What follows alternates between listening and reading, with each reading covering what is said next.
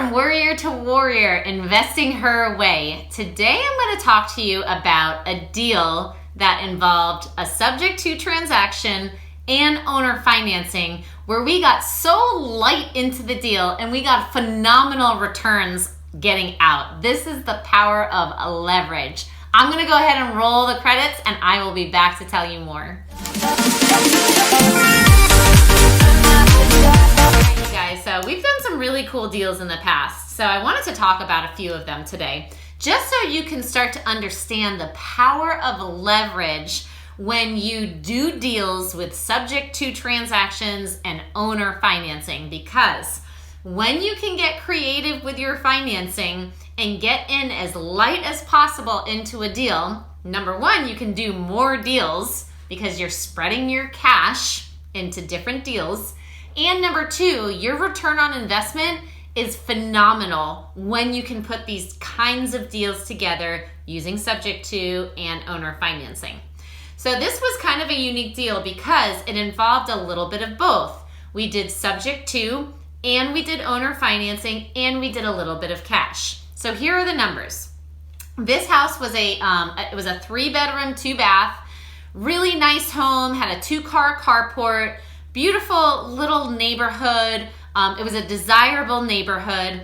It already had, or it needed a new roof, it needed new electrical, and it needed new interior paint, as well as some miscellaneous repairs. The seller was motivated because she couldn't afford to put a roof on, and she just wanted to move to another house. She wanted a quick sale. She didn't want to put the new roof on, and it needed a new roof. As soon as we bought it, we had to put the new roof on. So here's what we ended up doing. There was a balance on her mortgage of $83,000. So she had a mortgage in place and the balance was around $83,000. She wanted around $150,000 for the house. Okay, the house was worth around $220,000. So what we ended up doing was we put together a deal at $148,000. Okay, that was the total purchase price we came to. And here's how it was broken down.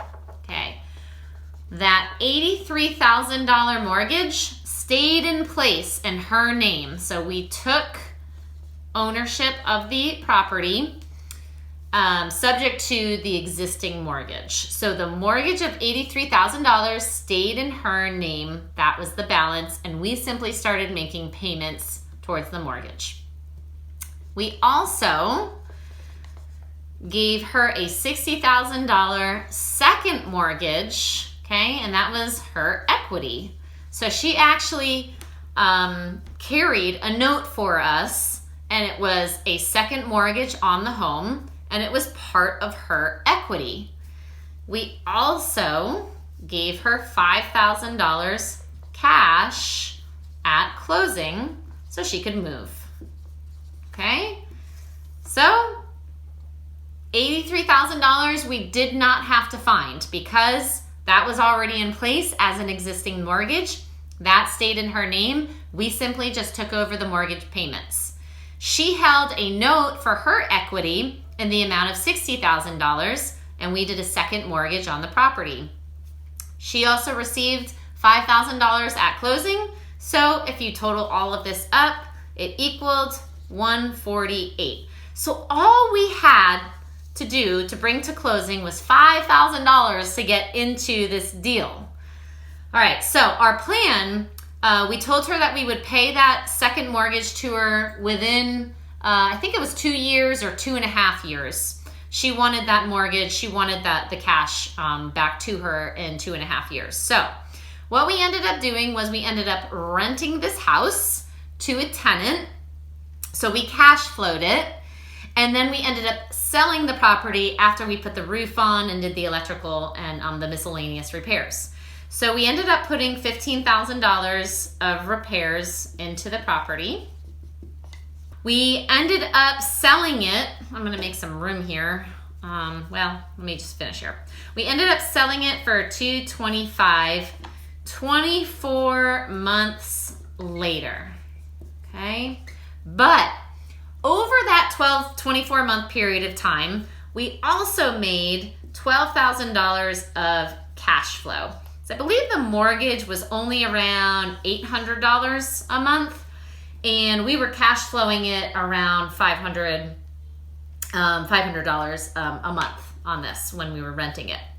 So we made $12,000 cash flow over a 2-year period of time.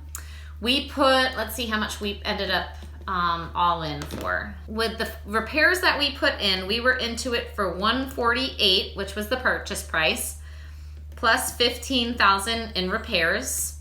So we were into it for, whoops, that's not right, 1 million.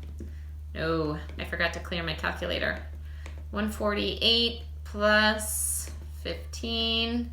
We were into it for $163,000 with the repairs. Okay, we cash flowed it for 24 months and we made $12,000 on the cash flow. And then we sold it for $225,000. So $225,000 minus what we were into it for, $163,000. That's $62,000 plus the $12,000 of cash flow. So $62,000 plus $12,000. Okay, we ended up making around $74,000, okay, on the sale of this house, give or take, because there was some closing costs and some realtor commissions on the back end, but it was around $74,000. Now let's take a look at our investment, our return on investment with this. Remember, we only had $5,000 into this deal because we took the house subject to the existing mortgage. We bought it subject to the existing mortgage.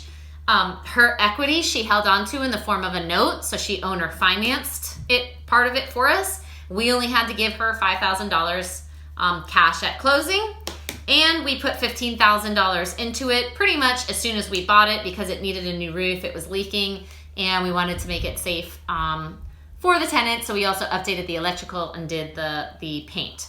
So we were into it for $20,000 cash right off the bat, okay? But we made $74,000 over 2 years period of time. So let's take a look at that. 20,000. We're gonna divide that by how much we ended up making, 74,000.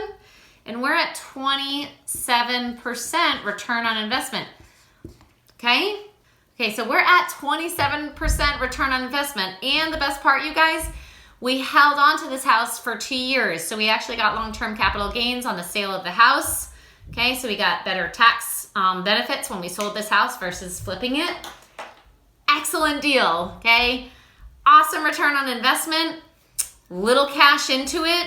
Lots of cash out of it. We were cash flowing it right from the start.